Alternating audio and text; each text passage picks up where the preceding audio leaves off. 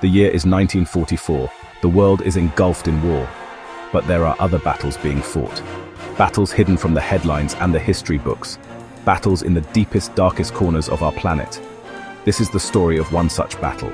A battle fought not against any earthly enemy but against the unknown itself.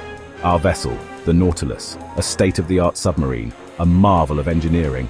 Our mission, to investigate strange occurrences in the Bermuda Triangle. 37 souls stepped aboard that vessel, their hearts filled with a mixture of fear and excitement. Little did we know, only a handful would ever see the light of day again. This is their story, as I can best recall it. The Bermuda Triangle, a name whispered in hushed tones by sailors for centuries. A place where ships and planes vanished without a trace. Some dismissed it as myth and superstition. We knew better. The war effort had pushed technology to its limits. We had built weapons of immense power, but the ocean remained a mystery. A vast, unexplored realm teeming with life older than time itself. Our mission was simple: to patrol the triangle, to document any unusual activity, to engage and, if possible, neutralize any threats to Allied shipping lanes. We were prepared for the dangers we knew, the U-boats, the mines, the storms. However, what we found was far more terrifying. The first few weeks were uneventful. We patrolled the assigned grid, the endless blue stretching out before us. The monotony was broken only by the occasional sonar blip. Each one sent a jolt of adrenaline through the crew, but each one turned out to be just another false alarm. Then the nightmares began. Vivid, disturbing dreams plagued the crew. Dreams of ancient cities swallowed by the sea. Dreams of creatures with eyes as big as the moon. We dismissed them as stress-induced hallucinations. We were wrong. One day, the sonar operator reported a large anomaly directly beneath us. It was unlike anything we had ever seen before. It was massive, metallic, and emitting a low-frequency hum that vibrated through the very bones of the Nautilus. We had stumbled upon something truly extraordinary.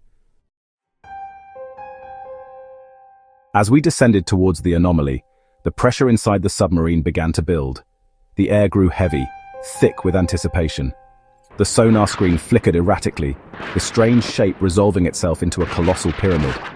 Its surface was etched with intricate carvings, depictions of beings both familiar and alien. Panic began to grip the crew. Some muttered prayers, others cursed their luck. A sense of dread, primal and overwhelming, settled over us. We were intruding on something ancient and powerful, something that did not want to be found. The humming grew louder, resonating with our very essence. It felt as if the pyramid itself was communicating, whispering secrets in a language older than human consciousness. We were no longer explorers. We were trespassers in a realm beyond human comprehension. The pyramid's surface shimmered, then parted. Inside, we discovered a vast chamber, illuminated by an ethereal blue light. Towers of crystal stretched towards an unseen ceiling, their surfaces reflecting scenes of a glorious, technologically advanced civilization. This was Atlantis, or perhaps one of its sister cities, lost to time and the ocean's embrace. But Atlantis was not deserted. We encountered beings of immense power, their forms shifting and shimmering. Were they the gods of old, the beings worshipped by the Atlanteans, or something else entirely, something beyond our understanding of life itself? Our presence did not go unnoticed. The beings of light regarded us with cold curiosity. We had stumbled upon a truth too terrible to comprehend, a reality that shattered our perception of history and our place in the cosmos, and we were not prepared for the price we would pay for this knowledge. The whispers started subtly, barely audible murmurs that seemed to emanate from the very walls of the Nautilus. They spoke of ancient pacts, of forgotten deities, of a cosmic horror lying dormant in the depths. We tried to ignore them, to rationalize them away as the effects of pressure and isolation, but the whispers grew louder, more insistent. They wormed their way into our minds, planting seeds of doubt and fear. The crew, once a cohesive unit, fractured under the strain. Paranoia set in, followed by violence. We were no longer fighting the unknown, we were fighting each other. Madness spread like a virus through the Nautilus. The line between reality and nightmare blurred. We were trapped in a waking nightmare, hunted by creatures we could barely perceive, tortured by whispers that promised oblivion. And as the Nautilus plunged deeper into the abyss, so too did we descend into the depths of our own personal hells. The details of the following days are a blur, a chaotic tapestry of horror and despair. I remember flashes of light, the stench of blood and fear, the agonizing screams of my companions. Of the 37 souls who embarked on this ill-fated expedition, only 5 remained. We were more wraiths than men, our bodies emaciated, our minds teetering on the brink of madness. But amidst the darkness, a glimmer of hope emerged. We discovered a message, etched into the wall of the Atlantean chamber. It spoke of a sanctuary, a lighthouse at the edge of the world, where we might find salvation.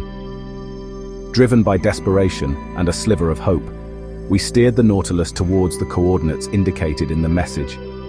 The journey was fraught with peril. The creatures of the deep stalked us relentlessly, their forms twisting and contorting in the murky depths.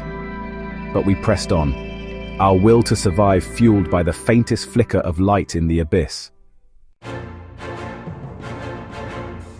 After what felt like an eternity, we breached the surface. The storm raged around us, waves the size of mountains crashing against the Nautilus, and through the driving rain, we saw it, the lighthouse. Its beam, a beacon of hope in the maelstrom, beckoned us forward. 3 of us, driven mad by the horrors we had witnessed, chose to brave the storm and swim for the shore. 2 made it. I watched in horror as the 3rd was swallowed by a monstrous wave, his screams lost to the wind. We managed to guide the Nautilus through the treacherous currents and into a hidden grotto beneath the lighthouse. There we found an ancient radio, its components seemingly untouched by time. This was our chance, our opportunity to warn the world of the horrors lurking in the deep. But as we activated the radio, a voice, ancient and powerful, boomed through the speakers. It was not a voice of this world. It was the voice of Cthulhu, the elder god himself. How is this possible? Lightning struck and we saw his shadow before a tsunami consumed the lighthouse. The last thing I remember is a blinding flash of light, a feeling of being untethered from reality itself. When I awoke, I was lying on a beach. The wreckage of the Nautilus was nowhere to be seen. The storm had vanished, replaced by a clear blue sky. The year was 2025. Somehow, I had survived. The Nautilus, caught in a temporal anomaly, had been transported through time. The other survivors, driven mad by their ordeal, vanished into obscurity. Their stories, like mine, were dismissed as the ramblings of lunatics. The Nautilus remains to this day, in the ocean still living somehow, a testament to the horrors that lie hidden beneath the waves. As for me, I am haunted by the memories of that fateful voyage. I am the last living witness to the truth, a truth too terrible for most to comprehend. But the whispers remain. But sooner or later we were not the only ones to go through this. As I was walking after a stormy night, I got word that 2 men of Ravensea Rock Harbour had experienced a rabbit hole of serial events on the dark, stormy night. As they say, the Nautilus was still there somehow, as if new and still active, and they say there was UFO and a creature at the base. Then they went to a lighthouse in the middle of the ocean, only to be consumed by a tsunami wave and wake back up at the military base. And after that, I was soon able to get into touch with them. And after telling them my story, we began to know that something was keeping the Nautilus alive for some reason. But now we know that both the elder gods, including Cthulhu himself, and some extraterrestrial beings were up to something. But we don't know what.